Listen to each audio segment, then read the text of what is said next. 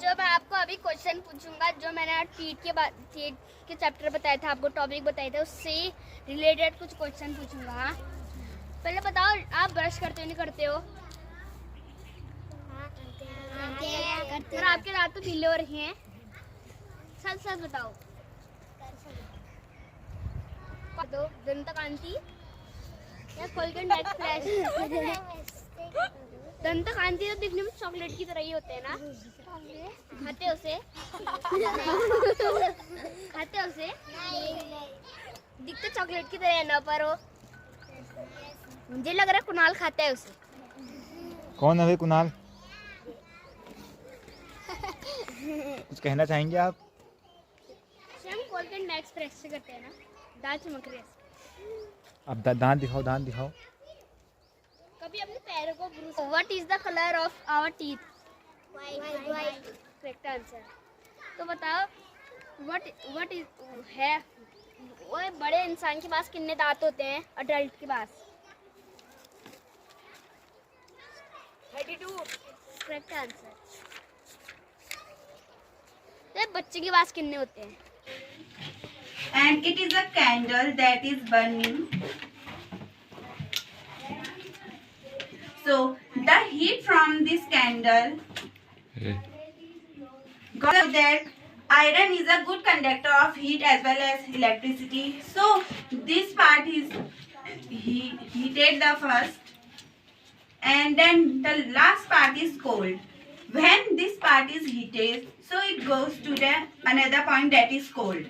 It means जब कोई भी हीट होती है एक जगह पे होती है जहाँ पे कोल्ड होता है, पहले वो वहाँ पे रहती है तो वो जगह गर्म हो जाती है और वहाँ की तरफ जाती है जहाँ पे वो दूसरी जगह कोल्ड होती है। Like a metal strip I told कि यहाँ पे पहले हीट में थी तो ये गर्म हो गई और वैसे ही पास करते करते वो कोल्ड स्ट्रिप की तरह चलेगी।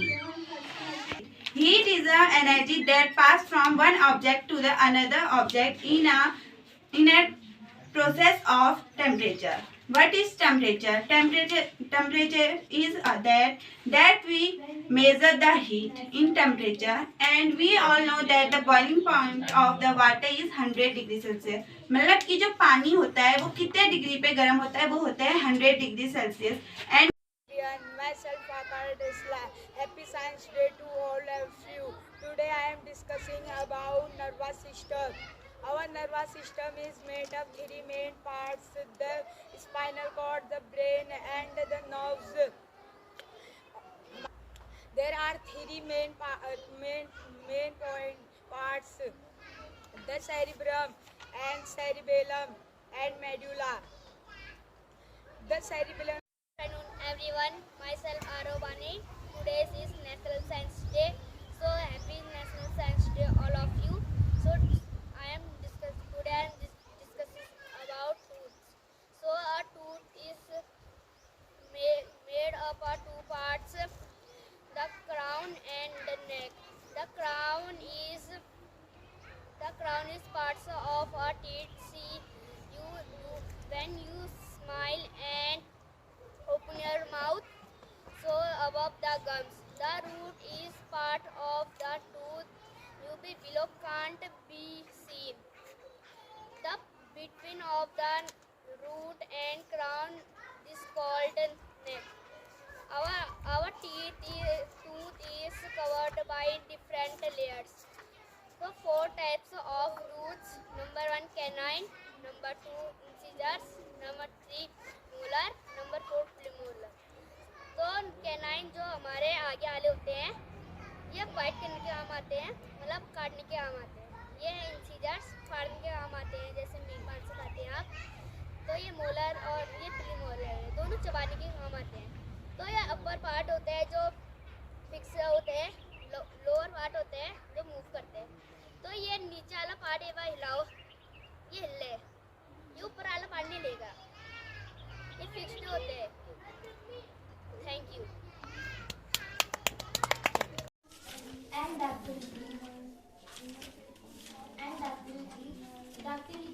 डक्टिलिटी ऐसी एक प्रॉपर्टी होती है मेटल की जिसे हम वायर बना सकते हैं, उससे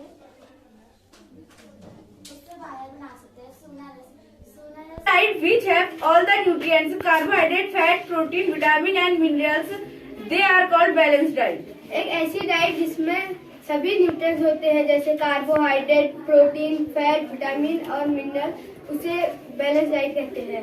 There are many type of nutrients: carbohydrate, fat, protein, vitamin and minerals.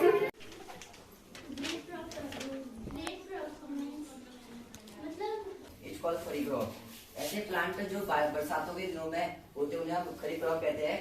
और बरसात ज्यादातर इंडिया की ग्राउंड नट और कॉटन और बीन, सोयाबीन होते हैं। उन्हें winter season is called rabi crop.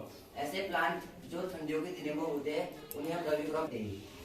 और इनमें होते हैं वीट, ग्राम, पीस, मस्टर्ड और गाय के गोबर को हम पौधों में ऐड करते हैं तो वो देते हैं, पर उनमें न्यूट्रिएंट ज्यादा होते हैं। It means less बरसात के मौसम में। It means a definition of it, a correct definition of kharif crop. And inorganic solid Which organisms make food themselves, like all green plant?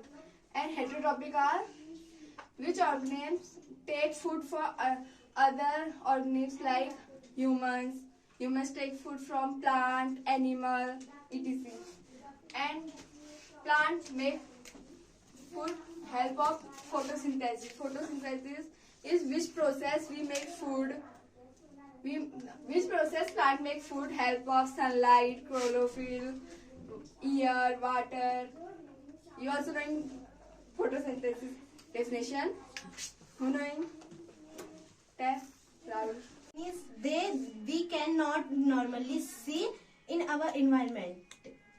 And the मतलब माइक्रो ऑर्गेनिज्म वो होता है जो हम अपनी आंखों से नहीं देख सकते हैं in our environment. We see microorganism by microscope. There are some types of microorganism: fungi, protozoa, virus, algae. What is virus? There is the protozoa disease is kali khasi. The kali khasi is damage our respiratory system organ and the plague. The base. So first we discuss about acid.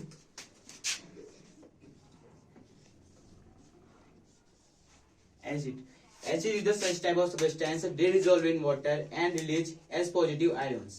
And if we test in the litmus paper, the acid will change blue to red. And we take example.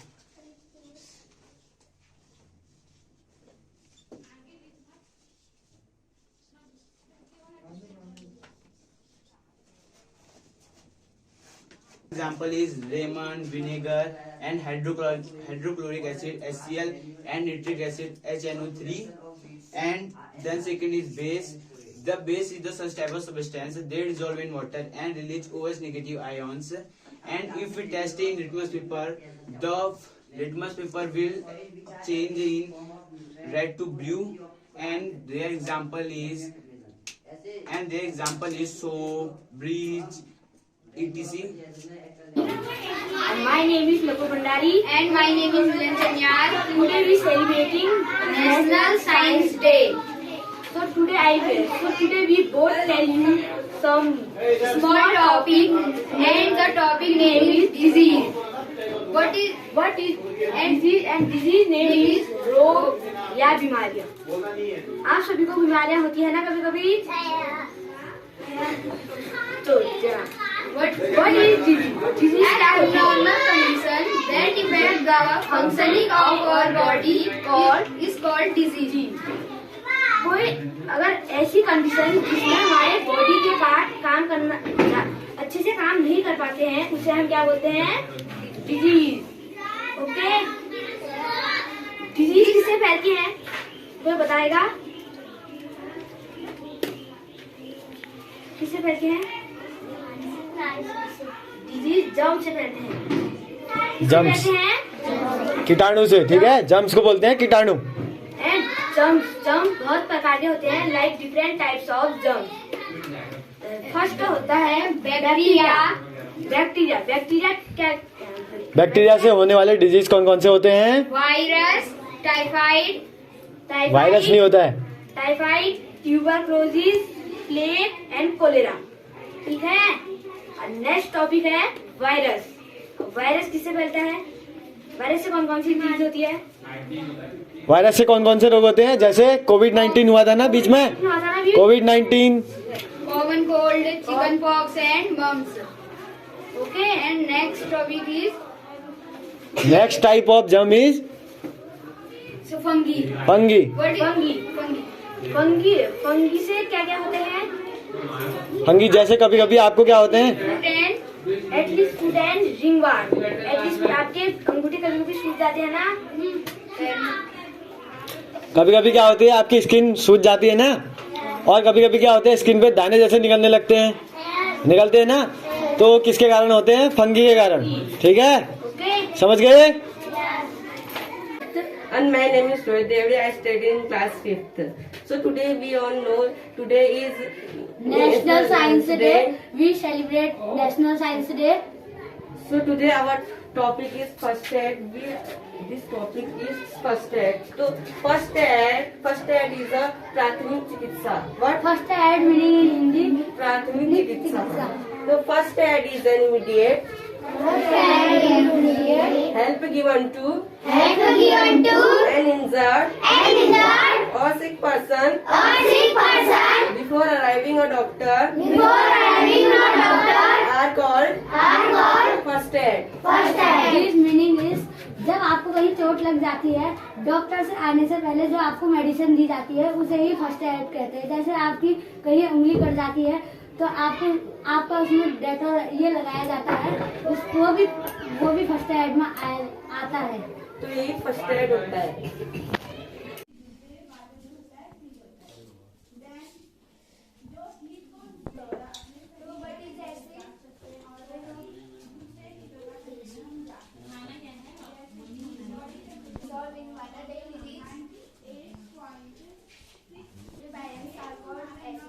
जो पानी में डाल के H positive ion से release करते हैं उसे acid कहते हैं, और बेस जो पानी में डाल के OH नेगेटिव आयन से रिलीज करते हैं उसे बेस कहते हैं।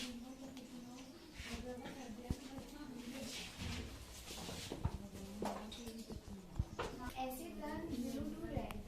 जब भी हम एसिड को टेस्ट करेंगे तो एसिड रेड ब्लू कलर से रेड में चेंज हो जाता है, और जब हम बेस को टेस्ट करते हैं तो वो रेड से ब्लू में। नेशनल साइंस डे, ठीक है, national science day.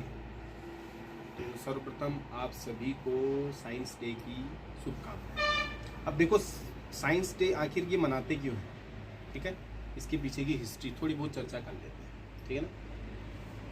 So we are celebrating this science day to commemorate the discovery of the Raman effect, ठीक है ना।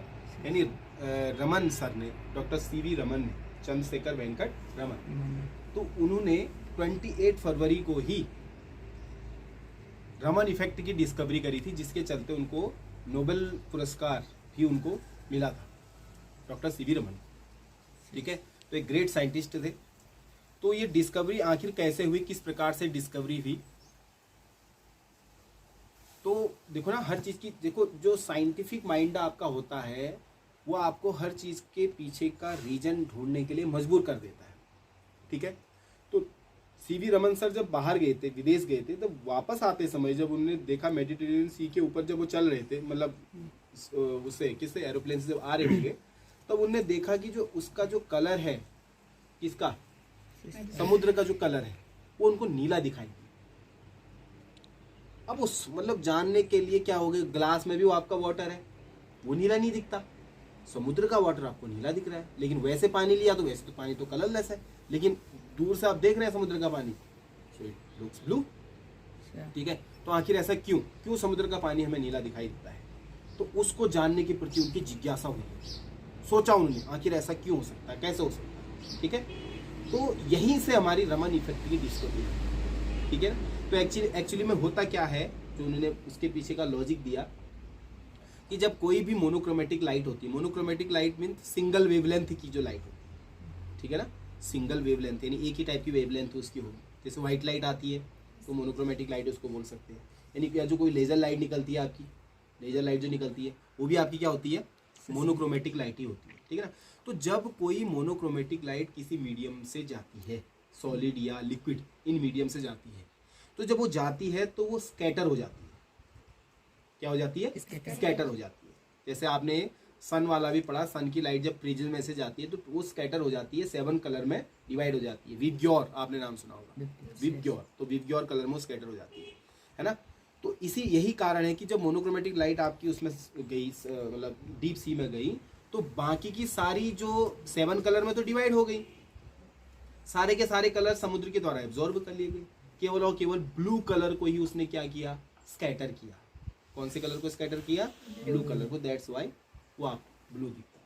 सेम थ्योरी आपकी स्काई में भी होती है, स्काई भी आपको क्या दिखता है? ब्लू दिखता है, क्योंकि विबग्योर में से जो VIB जो आपकी शॉर्टर वेवलेंथ की जो लाइट्स होती हैं वो इसमें क्या हो जाती है, स्कैटर हो जाती है, इसलिए आपको ये ब्लू दिखता है। ये तो थी इसके रीजन, है ना। लेकिन यहाँ पर जो रमन का जो इफेक्ट है, ये थोड़ा सा इफेक्ट यहाँ से हटके है। ये तो रमन इफेक्ट आपने देख लिया, ये चीज है, इस कारण से आपको समुद्र का वाटर, लेकिन इसमें थोड़ा सा हटके ये है कि इसके हमें बहुत ज्यादा दीर्घकालिक परिणाम देखने को मिलते हैं, ठीक है। जैसा आपने देखा होगा हर इंसान का आपका फिंगरप्रिंट आपका क्या होता है, अलग अलग होता है, मैच करता है फिंगरप्रिंट हमारा, अभी मैं डिस्कस कर रहा था, तो हमारा फिंगरप्रिंट मैच नहीं करता, ठीक है ना। ऐसे ही मैं आपसे बोला कि कोई भी मोनोक्रोमेटिक लाइट किसी भी सॉलिड या लिक्विड से जाती है तो वो स्कैटर हो जाती है। तो आपको ये तो पता हर सॉलिड अलग अलग टाइप का होता है, ये सॉलिड अलग है, हम भी सॉलिड है, हम भी अलग टाइप के सॉलिड है, तो कोई भी और सॉलिड अलग अलग टाइप के सॉलिड होंगे, होंगे नहीं होंगे। ऐसे लिक्विड भी आपका अलग अलग टाइप का होता है, उनकी डेंसिटी अलग अलग हो सकती है, हो सकती नहीं हो सकती है। तो हर सॉलिड दुनिया में कोई भी आपका मीडियम है तो उसकी बनावट, उसका स्ट्रक्चर, उसकी केमिकल बॉन्डिंग आपकी अलग अलग हो सकती है, हो सकती नहीं हो सकती है। इसका मतलब हर एक केमिकल की या हर एक कोई भी चीजें बनी है उसकी केमिकल बॉन्डिंग क्या है, अलग अलग है। यानी उसका जो केमिकल फिंगरप्रिंट आप समझो उसको, वो अलग अलग है। पूरे यूनिवर्स में सब चीज का अलग अलग है। इसका मतलब सब में से जब लाइट को आप छोड़ोगे, इस लेजर लाइट को इसमें से आप छोड़ोगे, किसी में से भी जाओगे, तो उसमें से जो स्कैटरिंग होगी, जो रिफ्लेक्ट वहां से जो लाइट होगी, सब में अलग अलग तरीके से होगी नहीं होगी, क्योंकि सब सॉलिड आपका अलग अलग टाइप का केमिकल बॉन्डिंग सब में है नहीं है? तो यही आपका जो थ्योरी है रमन इफेक्ट की, वो हम आप लोग देखते हैं। जैसे हर केमिकल की स्ट्रक्चर बनावट आपकी क्या होती है, उसमें बॉन्डिंग अलग अलग। जैसे मान लिया आपने कोई ड्रग है, कोई क्या है, ड्रग्स है, तो ड्रग्स से आप अगर लेजर लाइट को, मोनोक्रोमेटिक लाइट को गुजारोगे तो वो रिफ्लेक्ट जो होगा उसमें उसका जो एनर्जी ग्राफ आएगा वो आपका अलग टाइप का दिखाएगा, अलग टाइप से लाइट उसमें स्कैटर होगी, अलग टाइप से एनर्जी लेवल उसमें दिखाएगा। एनर्जी चेंज मिलता है ना, यानी एक लाइट गुजारी उसकी एनर्जी जो थी, तो बाकी की जो लाइट आई उनकी एनर्जी में चेंज दिखता है। आपका एनर्जी में क्या दिखता है, चेंज दिखता है। क्या दिखता है, चेंज दिखता है। यानी आपने अगर मोनोक्रोमेटिक लाइट को किसी ड्रग्स में से गुजारा, उस ड्रग्स में से जो रिफ्लेक्ट होके आया उसको वहां पर स्कैन किया गया अंदर, तो देखा गया कि उसमें एनर्जी चेंज एक फिक्स टाइप का एनर्जी चेंज है। यानी हर बार अगर उसमें से आप मोनोक्रोमेटिक लाइट को गुजारोगे तो उसी टाइप का आपको एनर्जी ग्राफ देखने को मिलेगा, है ना। अगर मान लिया आप सोना लेके जा रहे हैं, तो सोने से आप अगर लाइट, लेजर लाइट को आप क्या करोगे, डालोगे उसमें, तो उसमें से जो उसका जो रिफ्लेक्शन के बाद उसमें एनर्जी ग्राफ आएगा, उसका अलग टाइप का ग्राफ आएगा। तो इसका मतलब हम अगर कुछ चीजों को, जैसे नार्कोटिक्स हो गया, ड्रग्स हो गया, या जो मान लिया विस्फोटक चीजें कोई ले जाता है, उनको हम ट्रेस कर सकते हैं, नहीं कर सकते, क्योंकि हमें उनकी केमिकल बॉन्डिंग पता है और हमें उनका एनर्जी ग्राफ पता है। यानी हम उनमें से अगर कोई मोनोक्रोमेटिक लाइट गुजारते हैं तो उसका एनर्जी ग्राफ किस टाइप का हो सकता है हमें पता है ना। तो इसका मतलब अगर हमारे पास कोई ऐसी डिवाइस हो जाए जिससे हम तुरंत करके उसमें से लेजर लाइट गुजारा, तुरंत हमें पता चल जाएगी कि ये विस्फोटक ले जा रहा है। आप देखते होंगे एयरपोर्ट में रमन स्कैनर लगे रहते हैं, तो टाटा टाटा करके पूरा स्कैन करते हैं, तो तुरंत करके पता चल जाता है, 1 मिनट में चल जाता है क्या क्या चीज ले जा रहा है ना। बैग स्कैन करते हैं, तो बैग में कोई आइटम होता भी है सॉलिड, तो थोड़ा वहाँ एनर्जी ग्राफ तुरंत अलग दिखता है, तो तुरंत आपको पता चल जाता है। तो ऐसे बहुत सारे लोग पकड़े गए, हीरो हीरोइन बड़े बड़े भी तक लोग पकड़े जाते हैं, ड्रग्स लेते हुए जाते हैं तो पकड़े जाते हैं।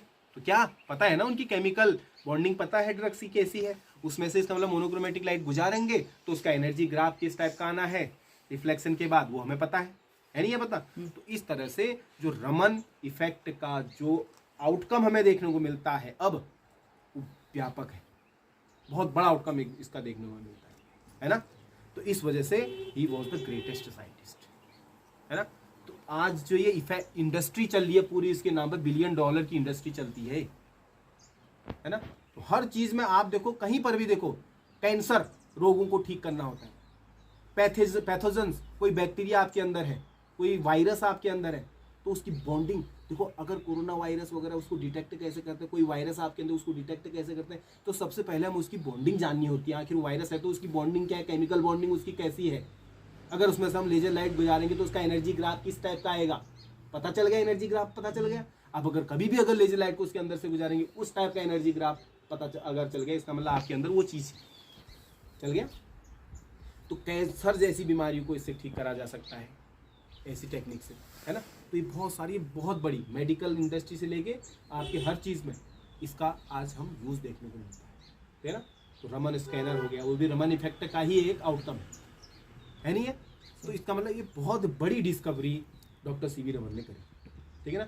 मतलब कहाँ एक छोटे से, मतलब उसमें किसने, मतलब ब्लू लाइट, मतलब समुद्र ब्लू क्यों दिखता है, उसको खोजते खोजते खोजते, रमन इफेक्ट खोजते खोजते आज देखो वो इतना ज़्यादा साइंटिफिक है, इतना ज़्यादा वो चीज़ है कि उसका आज भी हमें उसका एक व्यापक प्रमाण हर जगह हमें देखने को मिलता है। क्लियर है। तो ये है आपका रमन इफेक्ट।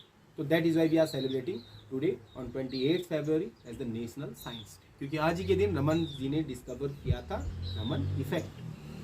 ठीक है, गॉट इट, ओके।